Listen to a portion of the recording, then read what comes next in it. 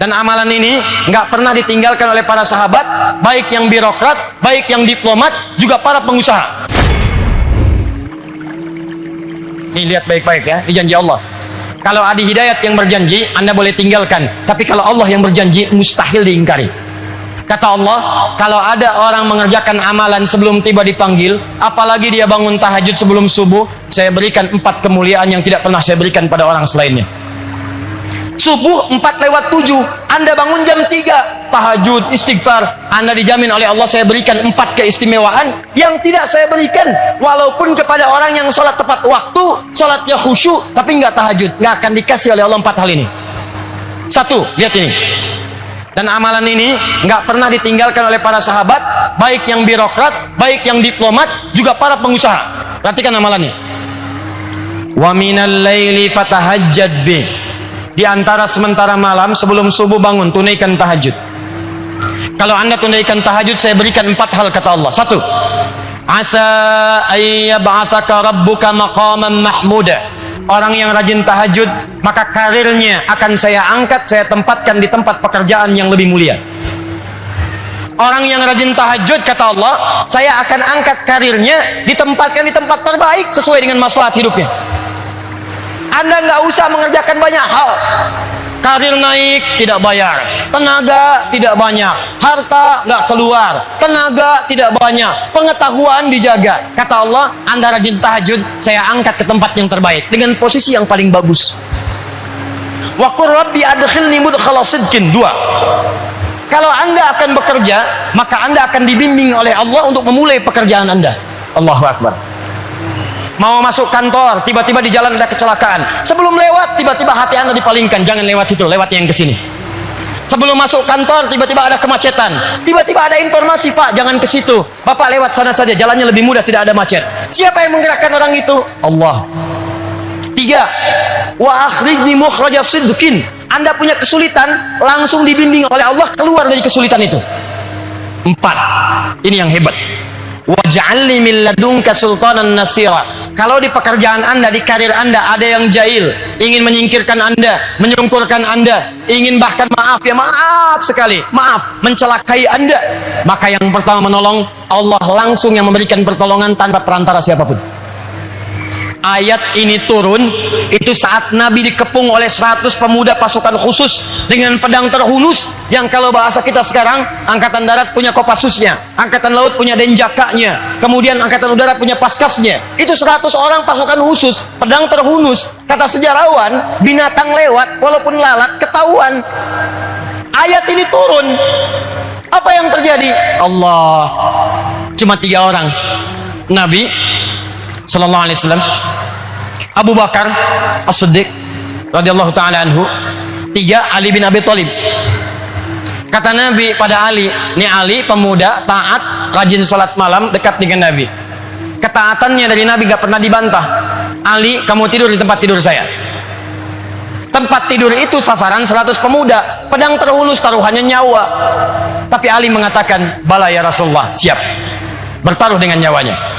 Tidak pernah terdengar dalam kitab sejarah Ali protes. Jangan saya Rasulullah, Abu Bakar aja yang tuaan dikit. Enggak. Abu Bakar, temani saya hijrah. Siap ya Rasulullah.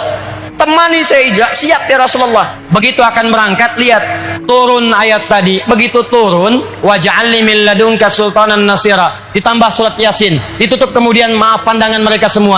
100 pemuda dibuat ngantuk, Nabi lenggok saja keluar tanpa pernah disadari oleh 100 orang itu. Dilindungi oleh Allah, dibebaskan bahkan dari jebakan-jebakan yang siap menghimpit beliau sallallahu alaihi wasallam.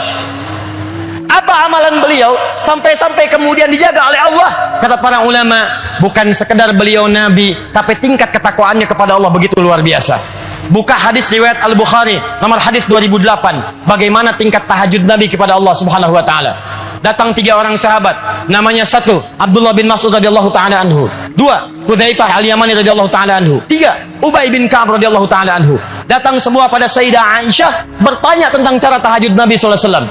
Sa'alu Sayyidata Aisyah radhiyallahu taala anha, kaifa kanat salatun Nabi sallallahu alaihi wasallam? Kata Sayyidah Aisyah, la tas'al an husnihinna wa tulihinna. Tolong jangan ditanya bagaimana panjang dan bagusnya salat Nabi. Saya aja pernah tiduran, begitu malam tidur tangan saya bergerak kena kaki Nabi sedang sholat. Tuh Anda bayangkan. Ini pemimpin, kalau sodako 100 unta, kalau infak tak terkira, kalau emas segera dibagi. Di riwayatnya, bahkan di riwayat sahabat Ibnu Abbas, Nabi itu kalau sodako nggak terkalahkan oleh sahabat-sahabat yang lainnya. Tapi kalau istirahat di rumahnya, kata Sayyidah Aisyah, saya tidur, tangan saya bergerak, terkena kaki suami saya. Saya tanya pada Anda, kalau ada seorang istri tidur, kemudian bergerak, tangannya kena kaki suami, itu tandanya ruangannya sempit atau luas?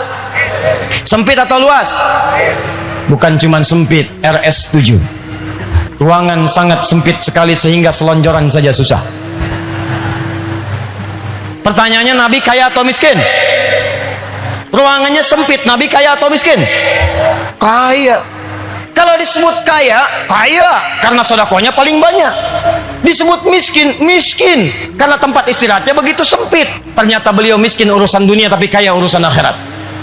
Malam hari, kata Sayyidah Aisyah, saya tidur, tangan saya kena kaki Nabi. Saya bangun, saya lihat kakinya sudah bengkak. Padahal baru rakaat pertama.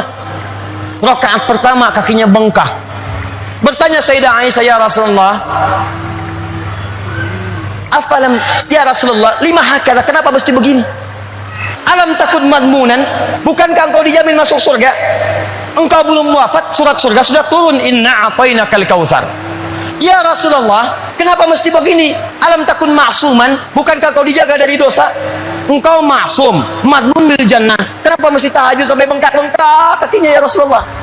Kata Nabi, afala akunu abdan syakura, apa enggak boleh aku jadi hamba yang bersyukur?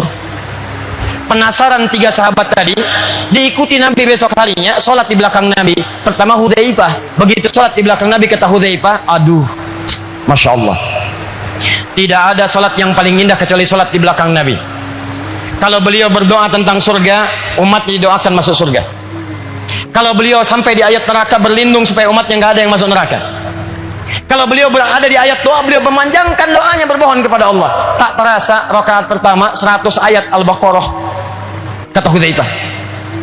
Besoknya Ibnu Mas'ud penasaran, Abdullah bin Mas'ud ikut di belakang Nabi sholat. Kata Ibnu Mas'ud besoknya, benar, tidak ada yang paling indah kecuali sholat di belakang Nabi. Saya kira 100 ayat akan ruku, ternyata diselesaikan Al-Baqarah 286 ayat rakaat pertama. Saya kira ruku nyambung ke Ali Imran 200 ayat. Saya kira ruku nyambung ke An-Nisa 176 ayat. Baru kemudian ruku, rakaat pertama 5 juz 4 halaman. Nabi. Besoknya tiga orang ini gak ikutan lagi. Bukan karena capek. Kata Ibnu Mas'ud, saya itu selalu meniru di mana Nabi akan ruku.